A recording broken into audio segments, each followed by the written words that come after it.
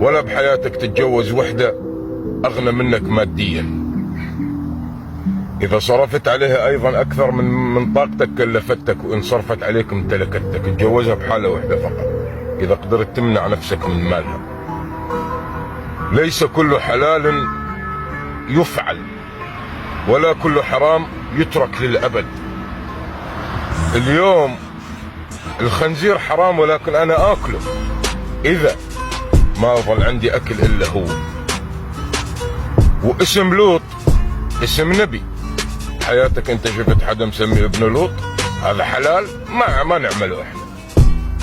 وبعمرك كله ما تتجوز وحدة تطلع على السوشيال ميديا، تيك توك، فيسبوك، كذا تطالع وجهها، وإن كانت كل يوم تطلع تقرأ القرآن وتنزل حتى إذا مغشية. لأن المرأة لها عرقين أو شرشين، واحد باطن وواحد ظاهر. أما الظاهر هي دائما بدها تظهر لك الأدب، أما الباطن يا ستار ويا لطيف منه. فالجسورة على الحلال قد تكون جسورة على الحرام إذا تزوجتها. ولا بعمرك تتجوز بنتها، لأنه بنتها تقتدي بها.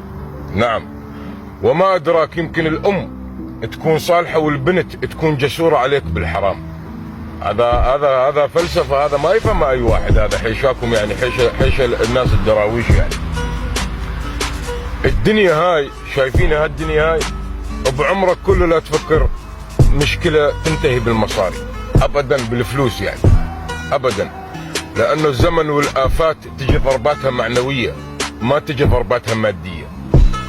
الإنسان يأكل أكثر من الأكل ما إلك ملات بطنك، أو مثل ما يقول الرسول صلى الله عليه وسلم: كخماص الطير تغدو كالطير تغدو خماصا وتعود بطانا.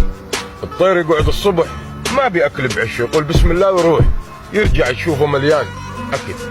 ولا البقر ولا الغنم إلها جيوب تودع بيها المصاري. الرزق هو على الله سبحانه وتعالى. وأسوأ الرجال بالدنيا اللي ينافق مشان رزقه، وأسوأ الرجال بالدنيا اللي يتخلى عن شعره من شواربه مشان مال الكوكب كلياته. أعوذ بالله. انتو زلم والنساء يطمنون، الدنيا بيها زلم والله. إذا تموت ما يجي منها 1000 واحد جايف. والله بهالفيديو هذا راح يشوفونه زلم وناس، والله العظيم أجلكم الله أحذيتهم تساوي 6000 مشهور. اي والله. الله يعطيكم العافية. الله كريم. يلا شيل.